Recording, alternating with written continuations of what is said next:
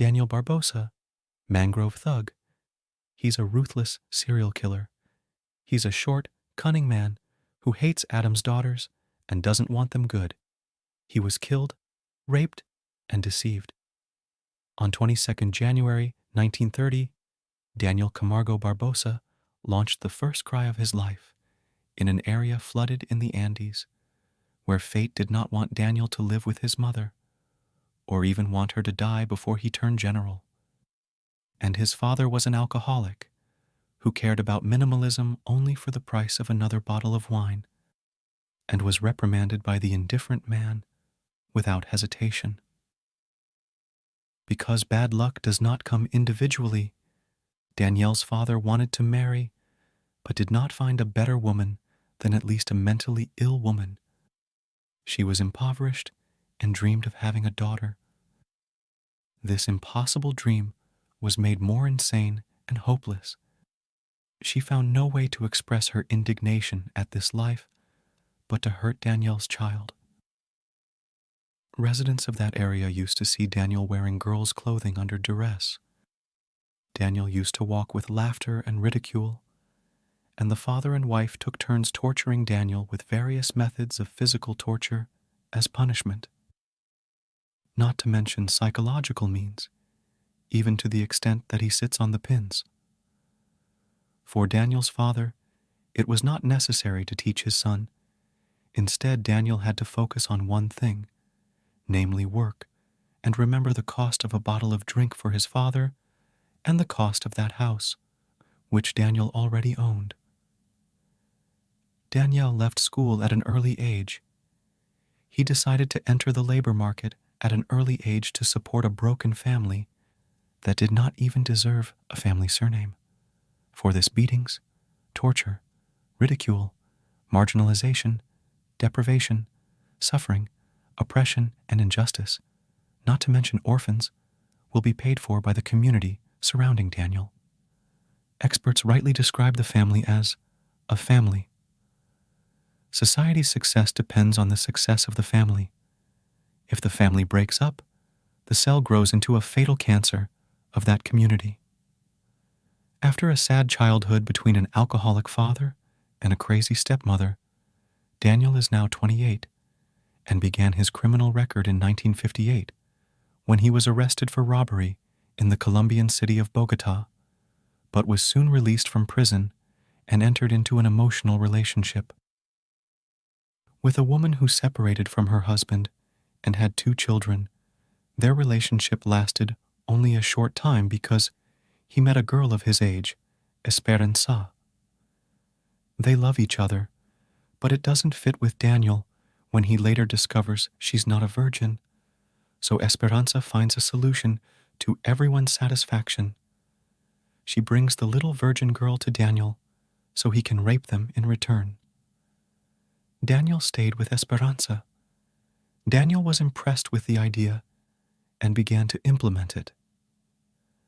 Daniel raped 4 girls as young as 13 with the help of Esperanza, who cheated on the girls and lured them to the apartment, drugged them with sleeping tablets, and introduced them as a victim of Daniel, the 5th girl beaten by Daniel, who discovered the matter while under anesthetic and informed the Colombian police of the matter.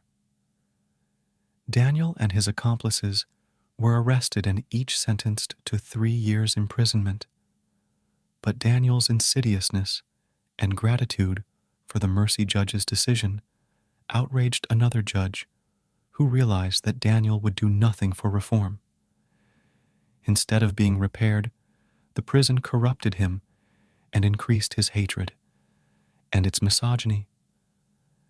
Andrew was released from prison in 1973 and traveled to the state of Samba, Brazil.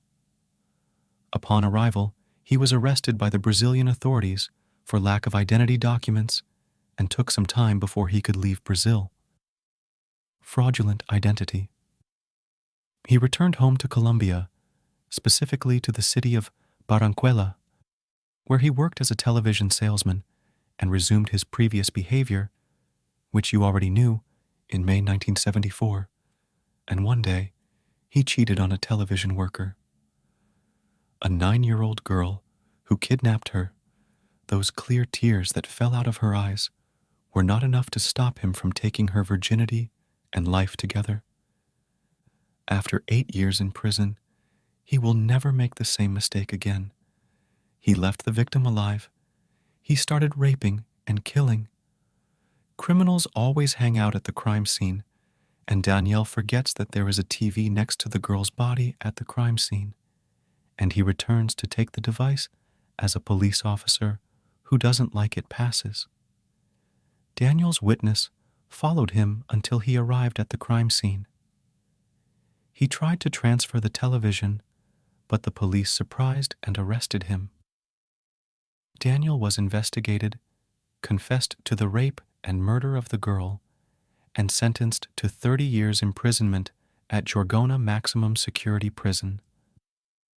Although Daniel killed and raped more than 80 girls at the time, this was the only crime proven against him. For those who don't know, Gorgona Prison is a Colombian maximum security prison located on a small volcanic island surrounded by flowing water and ferocious sharks looking for anything they can drag their teeth on. But there are no impossible in their dictionary, including Daniel, who spent 10 years studying the area and its geography while serving his sentence. Longing for redemption from that barricaded prison, a window of hope that encouraged Daniel to work hard to escape that place, until that moment when Daniel's dream became a reality and he had the opportunity to escape. He took the opportunity well. The moment of negligence by security guards was enough for the beast to escape the narrow prison and island in one of their abandoned boats. The Colombian authorities did not bother to look seriously for Daniel, so they declared him dead, and the following day's newspapers were issued entitled, "Sharks Devour the Beast." Meanwhile, Daniel was close to dying, without food or water, and had exhausted his powers of paddling across the sea without seeing land. Daniel stayed in this condition for 3 days until he saw a side of the ground, which was happy for that thug. Daniel arrives on a beach in Brazil and continues to wander around the Latin continent until he reaches Quito in Ecuador, which seems to be a country with spectacularly high crime rates. Ecuador, which has a small population compared to other Latin countries, is vulnerable to homicides, and even travel experts warn anyone who plans to travel to Ecuador after sunset because they are at risk of being killed even while traveling. There, it is advised not to carry large sums of money. Returning to Daniel, he continues to move through Ecuador's cities. As I mentioned earlier, God was in aid of the communities in which Daniel would settle. In fact, less than 2 weeks after his stay in Ecuador, specifically on 18th of December 1984, he abducted a 9-year-old girl the day after he raped and killed a 10-year-old girl. Disappearances continue. The Ecuadorian police are incapacitated. The bodies found do not provide any evidence to investigators, and even the coroner is unable to determine the causes of death. Because her body is covered with stab wounds, preventing the coroner from knowing whether the cause of death was stab wounds or asphyxiation. In fact, Daniel's physical strength is not strong, and he is not tall, 1.65 centimeter tall, and physically weak in all respects. He is a psychological killer. You see him holding religious books, calling for justice, touching children, sympathizing with them, all these scenes keeping Daniel out of suspicion. Who will doubt an old man walking with a girl you think is her grandfather? Guayaquil, Quito, Ambato, Machala, Nobel, Quevedo. All these places saw abductions and some bodies concealed, but no action was taken by the security services. Unfortunately, most girls betrayed by Daniel followed him for a piece of candy without knowing what to expect. Hunger, poverty, the origin of all diseases. Dear listener, most serial killers grew up in poverty, and most of their victims were in the same situation. Daniel slept in the gardens and made a living by selling his victims' property, anything belonging to them, such as clothes, watches, pens, or anything else that was saleable, earning him an average of less than $1 a day. But the price of food is enough to make him look for new victims. Danielle Marcel wore several pieces of clothing, and when one of her layers smeared with blood, he took them off and discarded them, washing blood from his victims' hands by urinating.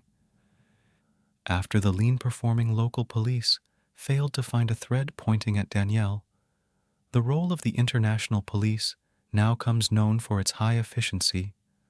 On 26 February 1986, after killing a 9-year-old girl named Elizabeth Tilbys, raped her, hid the crime, and they left the place.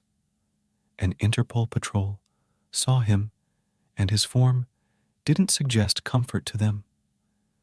When they opened the suitcase in his possession, they found blood-stained clothes belonging to a child. They realized they were in front of their rivals, and he was taken to the security center to start an investigation. I didn't get too tired of investigating him as soon as he got to the place of the investigation. There were 72 girls killed and raped by Danielle under the age of 13 responses, followed by sarcastic comic comments. While sitting in the courtroom awaiting sentencing, Daniel was chased by the deceased family members as if they had cut him off before sentencing. The judge and the jurors remember when they entered the hall. The events of the case, all related to it and the burial places of the victims, mostly in nearby Crimean trees. Now comes the moment when the judge sentences Daniel Azizi, the listener, the most severely.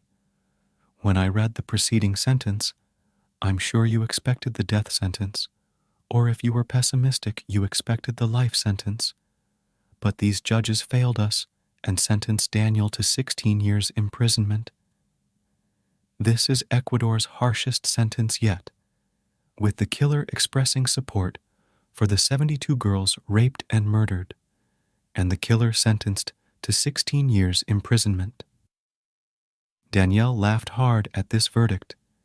Instead of sleeping in public gardens without food, he now has shelter, and 3 prison meals were a hotel for him, and they put special protection in place for fear of reprisals.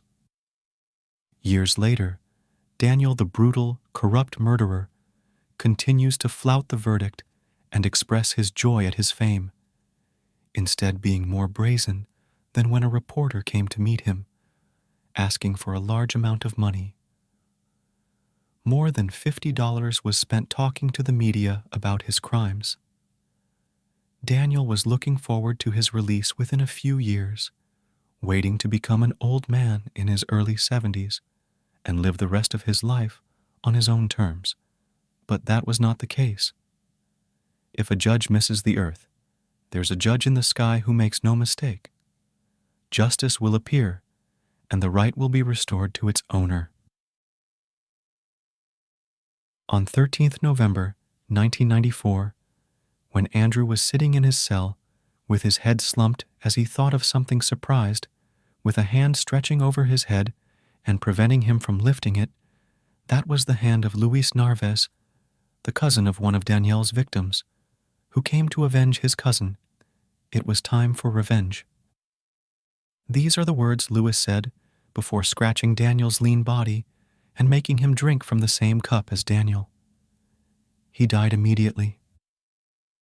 In summary, 64 years ago, Daniel's life began as a poor, homeless, and tortured man, and ended up the same way, but his beginning was imposed on him, and his end was made with his hand. He killed and mercilessly raped 150 girls. He deserved it. Retaliation is only an unjustified crime, but when there is no deterrent to the law, you will find retaliation as a substitute for the law.